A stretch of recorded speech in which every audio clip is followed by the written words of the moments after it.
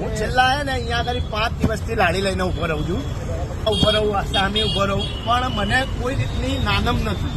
કેમ કે હું કોઈ શોરૂમ में જઈ, કોઈ દુકાન में જઈ તો એ મારી જોડે પૈસા જોશે.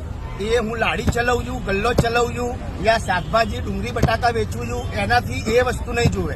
એ હંમેશા એ જોશે કે હું કોઈ ધંધો કરું છું, કોઈ બિઝનેસ કરું છું. તો કોઈએ કોઈ ધંધામાં શરમ રાખવી નહીં અને શાંતિથી ધંધો કરો, વેપાર કરો.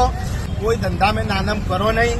તમારી નેના મોટી કોઈ બી રીલ પોસ્ટ કરો, તમારું એક એકાઉન્ટ બનાવો અને એના અંદર તમારા ધંધાનો કોઈ બી નાનો મોટો બિઝનેસ હોય નાખો.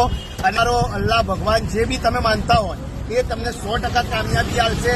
એટલે પોતાનું ઇન્સ્ટાગ્રામ એક એકાઉન્ટ બનાવો અને એના અંદર તમે કોઈ પણ જાતની તમે કોઈ પણ બિઝનેસ કરતા હોય એની રીલ નાખો અને તમારા પોતાથી બી ચાલશે.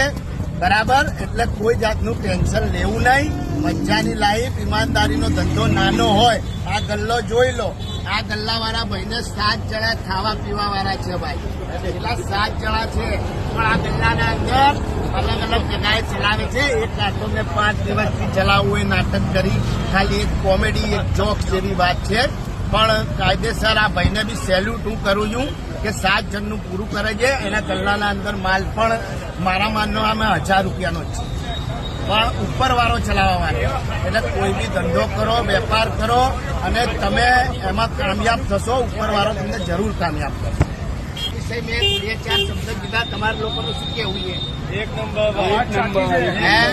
એટલે કોઈ ધંધો નેનો નહીં હોતો. અને આશીભાઈનો આ ગલ્લો છે ભાઈ મારા. અહીંયા આગળ તમે સપોર્ટ કરો અને ભાઈને એવો કામયાબ બનાવો કે આ જે લાડીમાં માલ દેખાઈએ ને એનાથી ડબલ થાય, ભાઈને દુકાન થાય. અને જોજો કઈ આ દબાણવાળા હટાઈ ના દેતા, બિચારો ગરીબ માણસ છે. બરાબર? એટલે સપોર્ટ કરો મારા ભાઈ આશીષ.